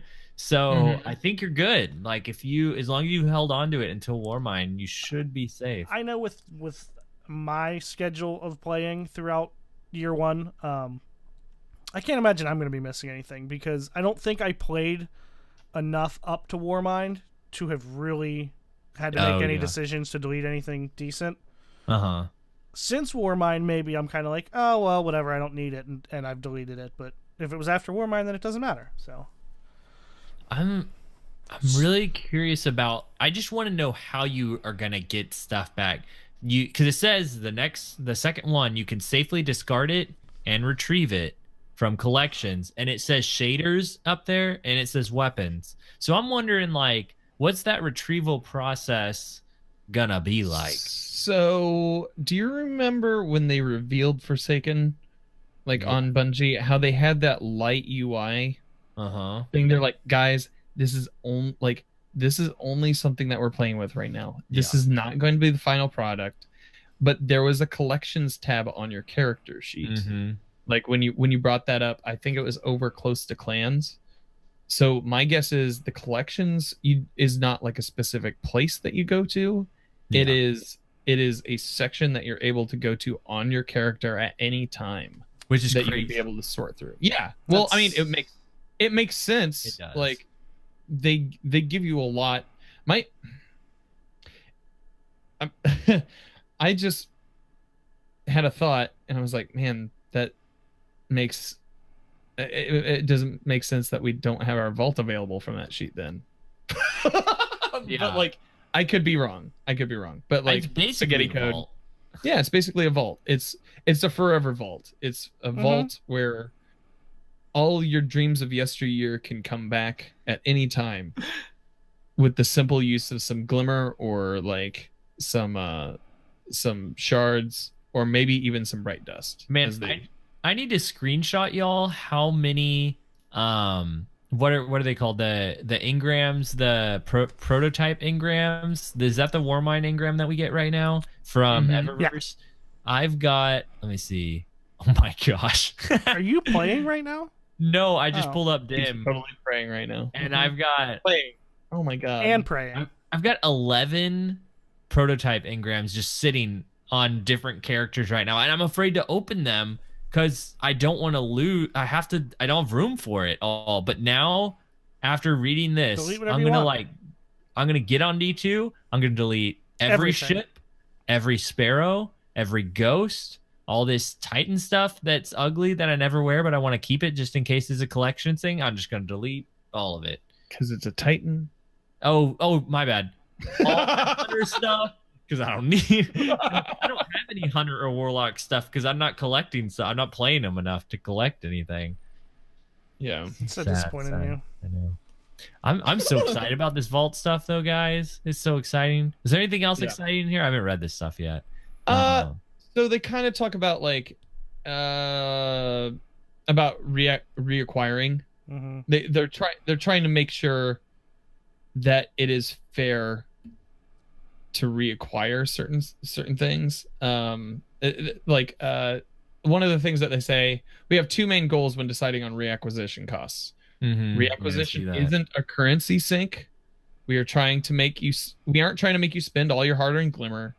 We just want to make sure the items you find out in the world still have value, and that players won't have to deal with currency conversions. For example, if a shader dismantles into glimmer, it costs glimmer to reacquire. If the shader came from Eververse, it will dismantle into bright dust and therefore cost bright dust to reacquire. Interesting.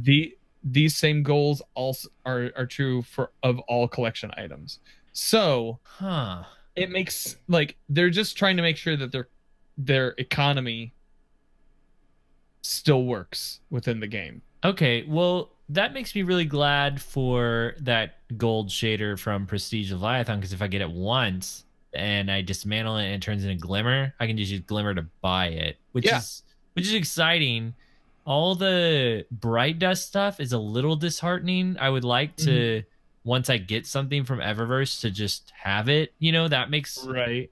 I don't know. Well, I mean, you get so you get so many of those shaders from the collection packs anyway. Yeah. So that's not going to be your only way of getting those shaders. You know what I mean? You're going to probably what's going to happen is those are going to keep on stacking in the prototype, whatever like little Eververse thing. Those will keep stacking and you're still going to receive those. But if you are short on like the Vex precursor chrome one day, and you're just like, you know what? I want my hunter to floss that all white look. Yeah. Then it's going to cost you some bright dust because that stuff costs bright dust. However, you're probably going to have shaders from Eververse that you can break down that you're probably never going to use and use them towards bright dust in the future. Plus, in September, you're going to be able to wipe out all of your shaders in one go, and that's going to mess with the economy greatly. Because people will hit max glimmer and still have 750 of one shader to go. So you're still gonna have to play an economy game a little bit. You know, I'm just excited to see how much how much basically bright dust I'm gonna be able to acquire from deleting all these ghosts and sparrows that I've acquired that I'm never going to use. It's gonna be a ridiculous amount. I'm just gonna see something I want now from Eververse and be like, yep, bright dust, I got plenty of it. It's mine now. Also, so Unilala brings this up in the Twitch chat. She says, shaders not having a glimmer cost to apply makes me happy. That is going to be a big thing too. That will be nice. So I don't know. All around, I think good changes. Yeah. But yeah, they just have to make sure that the economy is balanced so that people don't feel cheated if they are trying to get something with bright dust, because basically bright dust is money. regardless of if you get it for free or if you get it from something that you've purchased, it is money technically. Yeah. So you have to be very careful about how that works out. Yeah. One thing that I'm really glad isn't, I heard a lot of people like asking for the old shader system, like where you just apply one thing to all. And I personally am really glad that's not happening, that we're not getting some form of that, because I really enjoy the art of like customizing every part of your character. It makes it more like, you know, I guess just customizable and it personalizes your character to be able to be like, well, I want this dead orbit arms because the shader does this funky thing if I do all the shader this one color, but to get it just right, if I do this shader and that shader here and this shader here, makes like a pretty unique character. And I'm really glad we still have that, even though like it's annoying to keep track of so many different shaders. Hopefully with this new iteration of it, it'll be easier to delete the ones you don't want, get back the ones you do want. So I'm excited to see all of this fleshed out in Forsaken. Absolutely. Hove, are you excited about walking down the shader aisle like a child, picking out the bright and shiny ones? I mean, I'm generally not as excited as you, I don't think, but I agree that it's all a good, like they're all good changes for the most part. You're saying to me you don't feel like looking at like your collage of shaders and thinking to yourself, draw me like one of your French girls, like pulling out shaders one by one. You don't feel like that at all? I'm proud of you. You did a good job getting that one in there. That was good. Thank you. Oh my God. No, because I mean, my thing, like, if I get a shader and I'm like, oh, you know what, that's a pretty cool color scheme. Let's see what it looks like. And I preview it and it doesn't look awful. I pretty much just pick out the armor I wear the most, put my shader on all of it, and walk away. So I don't know. I like it. Like, I don't want to look awful. Like, I don't want to look like a hobo guardian, but I just don't play the game as much.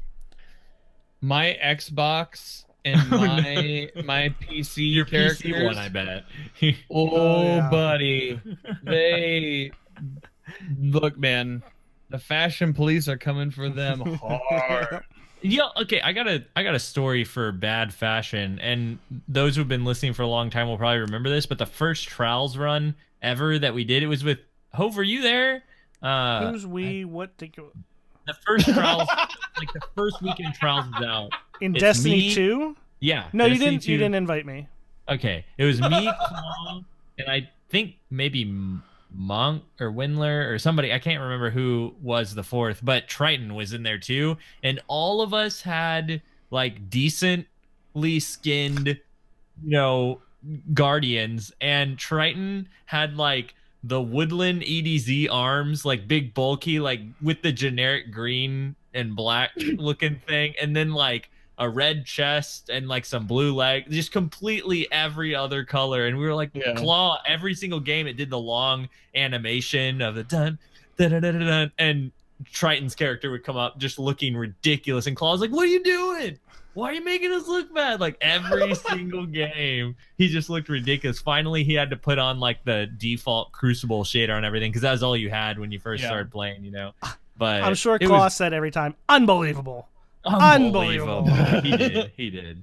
But I should have known coming from you, Hove, that you just wouldn't care, because you're the kind of person who pledges to a faction or Iron Banner and doesn't even look, you know, what's available for Iron Banner. You're just like, yeah, I'll play a few games. I'm not even gonna look what's to go for. Here's my thing. I think I subconsciously avoid getting into that kind of stuff because otherwise I'll go too deep. Because like, is that a problem for you often? Yeah, I go too deep, I've been told. Jesus, I can't even believe.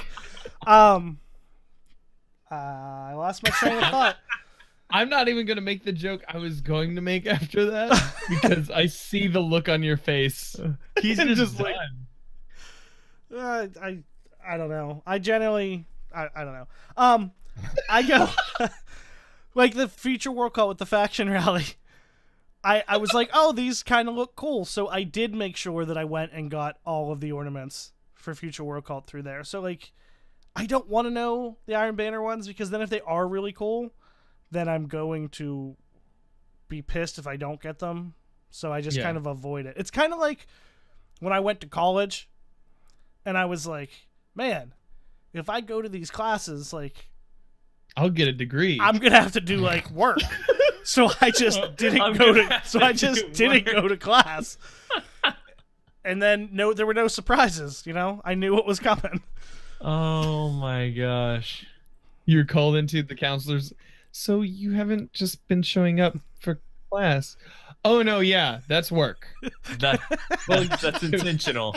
You're giving us thousands of dollars to just not be there. I played a lot. Oh no, yes, I understand. I played a lot of ping pong at the union. It was expensive. Thousands of dollars to become ping pong champion of that hall. It was like Balls of Fury. You remember that movie? Oh, I remember the like trailer. Yeah, it was like the worst movie ever, and Christopher Walken was in it. Never saw it. Like, I don't know. Convenient. Worst movie ever? I mean, have you seen The Room? Yeah, but that one's like so bad it transcends. Like, it's back. It like loops around, and it's like the best movie ever. Because it's so bad. Have you seen Thanksgiving? No. Oh, I actually did see the beginning of that. I'm not even kidding. It's so you know how bad that movie is. We thought it. Oh man, I got a good story about that. We were around I was doing stage management for a Christian youth camp. And oh no, that is the wrong movie to show at a Christian youth camp. That's not what happened. But we were invited the staff over to somebody's house, and like that person loved horror movies, and they were like, oh, let's throw on this movie. And they saw Thanksgiving, and they're like, that's hilarious, let's play it. It was like on Netflix or something, and it starts out like a porno, basically. Yes, and then continues down that trajectory. Okay. So, for those of you, we're just going to go on a side tangent about Thanksgiving, guys, real quick. Let's do it. This is a movie about a turkey. Hold on, I could be getting this wrong. It's a serial killer turkey that is inhabited by the spirit of a... Letting you get this far. Oh, I think it's inhabited by the spirit of a Native American. Oh, wow. Who was taken from the land. This is going bad. But hold on. He kills a bunch of teenagers. One of them he kills by like tricking them that he is their father, who is the sheriff. And he kills the sheriff and takes his face and then folds it over his turkey face. No. And then tricks the daughter that he is her dad. It is awful. It is a terrible, terrible movie. Toward the end, he becomes radioactive and therefore unkillable. Oh my gosh. Now you don't ever have to see that movie. And you shouldn't. You should never see it. Especially... I watched all of that. Because early Netflix was basically... nothing. Yeah, there was nothing. Yeah. We ended up in the same place, so that's telling you something. Yeah. Another one was pointed out in chat. Did you ever see Rubber? Oh, no. I'm not going to give you the whole thing, but the quick synopsis on, just if you Google it, is a car tire comes to life with the power to make people explode and goes on a murderous rampage through the Californian desert. Not as bad as Thanksgiving. That honestly, that one sounds like one of our Mad Libs at the end of a show. Like that sounded like the synopsis of one of those. It's true. All right, there's not much left in the TWAB. No, we're done. There's we're pretty much done. I did think it was pretty funny that at the very end, Cosmo says, "Until then, I'll be spending some time on Titan." Like he knows where the best lost sector is, like we all do. You know they're doing the same thing. So I just love seeing that the devs like playing their own game, you know, and we all know that they do, but it's just a nice reminder for the community in general. Like, hey, they know whatever grind you're doing, they're doing the same one. They play the game on the side, and it's funny to listen to. I think it was Crucible Radio, as John Wisniewski was on it, or one of the guys, and he was talking about how much they played the game, and in their original designs for D2, they were trying to make it not so grindy because they were having to do the same grind that we were after working on that grind, making it possible. And it was like, we don't want people to have to endure that. It's awful. I think you had the incorrect response, though, to them talking about playing the game. I believe the correct response is, quit being lazy, fix your game, go to work, right? And that should be your response on every tweet. No matter what. Every tweet, no matter if they're on vacation. The worst thing I saw... If it's a picture of their child... Yes. Oh, that was the so worst bad. one, when Cosmo had his daughter? Yeah, Child. I think so. I don't remember. Mm-hmm. And, like, tweeted a picture, like, you know, look, little Cosmo. And one of the first ones was someone like...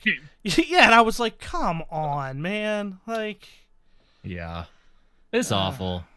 People are people, and sometimes people are awful. Yeah. Like, this is true. If you're listening to this show, please don't be awful to the devs, please. Like, give critique. Oh, critique. That reminds me. There was an amazing... Slayridge put out a video this week on Twitter, which Slayridge is amazing. This is no knock against him. We've had him on the show before. Great guy. And we had Joe Blackburn, one of the devs, raid devs. He was like talking about giving critique basically off of Slayridge's tweet, and he just had like some really great input on how to give critique to game devs and how they will receive it, and it was so good. Basically talking about like the gist of it, and go read it because it's so great, but don't just tell them like, hey, this sucks, everybody thinks this is terrible, do this, or something like that, you know. And that, I'm sure that's not what Slayer's video is like. And I'm very much simplifying it, but it was like, tell the devs what you're feeling, like why you feel that way, basically, because people may not agree with you, but they can't argue with the way you're feeling when you're playing something, because that's how you personally feel about it, you know. And that is what they've talked about. I'm pretty sure Cosmo and Deej have talked about that in that format before as well, but it was just very well laid out by Joe Blackburn. Yeah, they've definitely mentioned a lot that how they want to elicit certain feelings and all that stuff, and this was just kind of the background to that. He kind of told the story about, what was it, one of his bosses, right? Yes. Yeah. Well, I don't even think it was I don't know if it was a boss or if it was just like it was. I think it was just like a senior dev, like he was a new. Senior dev. Yeah. My girlfriend, she's going for a practicum in sociology, and previously she had worked at a school, like working with kids about how to deal with their feelings. And so when kids would immediately lash out, she's like, hey, use your I feels, like that. Like seeing Jogaroff kind of like seeing him post that on that as a thread, I was like, I've heard this all before. Like this is it's all about managing your feelings and like express your thought, but do it in a way that is intelligible and readable for your audience. Because like if you just go in and you're full blast, it's a shotgun blast of truth, then like how many people are going to pay attention to that, really? Yeah, it was really good, man. Well, we're getting super long in the tooth. Long in the tooth was the phrase I was gonna go for, and I was like trying to think of another one. I was like, no, nothing. I don't want to go. Yeah, no, I'm not gonna say anything else. You were going into my territory there. I saw. Yep. Nope. So, thank you so much, Dan, for joining us. We really appreciate you being on the show this week. Thanks for coming on, man. Thank you so much for having me. It's awesome to get to know you guys in the short amount of time that I have gotten to meet you, and it's been a pleasure to be on your show. You guys run a very tight ship here, and I like it. Thank you so much. You can like it. We appreciate it, but it's definitely not a tight ship. You guys run a very tight schooner around here. All right, except for that hole where it's leaking. Friendly. Well, I plugged that hole with my thumb because I thought that's what guests are supposed to do. That's actually a pretty good analogy. Yeah. Yep, exactly. We're sinking, so we plug that hole. We're good. Perfect. Well, this has been Lego Lit Flash, aka Lego. You can find me. I did that backwards this time. That was weird. You can find me on Twitter, Twitch, YouTube at Lego LE Flash. Hove, where can they find you? Twitch here, twitch.tv/Hove76. I haven't really streamed much outside of the podcast, but Thursdays at 10 p.m. And Twitter at Hove76. That's about it. I don't do YouTube because I'm bad and lazy. Dan, how about you? Hove out. All right. So let me get my professional podcast guest pants on. Thank you. I have not been wearing pants this entire time. Perfect. You fit right in. So I know. So you can find me personally, Danfinity. You can find me at Danfinitwitch on Twitter and Instagram. You can find me on Twitch at twitch.tv/Danfinity just about every day. And on Planet Destiny, twitch.tv/planet_Destiny on Thursdays from 10 a.m. to 2 p.m. You can find me also on the Planet Destiny podcast, Sunday evenings, 10:30.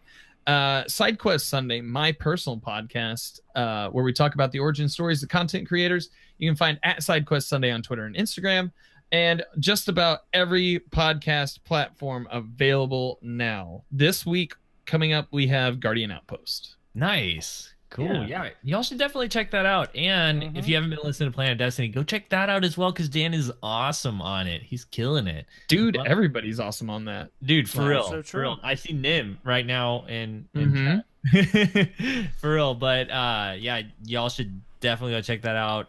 And check out all the places you can find Dan that he just mentioned, because he's everywhere right now. He's doing things.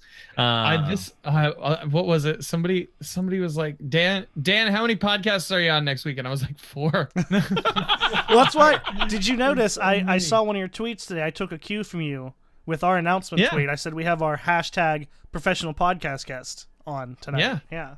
No, yeah, and like you owe me $5 for that. Thank you. Wait, I owe you $5. Wait, what? All right. Well, you guys can find REZOcast on Twitter at REZOcast. We'd love to hear from you on how bad Supremacy is. And you can also talk to Team Resolute at Team Resolute. Find more about us there. And yeah, thanks Blue Microphones and Headphones for these wonderful microphones. Even Dan's. It's great. Making our voices sound great, making our ears sound good. Yeah, your headphones, your headset looks great. Making our body faces sound supreme. Yes. And yeah, if you want a discount code for that, we get 20% off at bluemic.com. So use code REZOcast. It is awesome because the stuff on there costs just as much on Amazon. So just go to bluemic.com and use REZOcast to get 20% off. Do it. And I think that's it for this week. Hove, you got anything else? Am I missing anything? No, I was just gonna say, make sure you tune in next week. We got, I think, a couple new things coming up. We're working on making a little change to the visual format, and we got who do we have on next week? It's our last episode before Guardian Con. Yeah, so it's kind of a big deal. I think we have some guy named Triple Wreck on, so that should be I don't know. That's interesting. Yeah. I've heard a couple of things about it. Yeah, all good. It should be a fun episode, though. Reoccurring guests on the show, we always love having him on, and he's always got some great input. So we love hearing what he thinks, and he's got a lot of. I bet he's got a lot to say about Forsaken. So excited to have him back on, talk about everything coming up. There's one thing I want to ask while we're here. Dan, are you going to Guardian Con?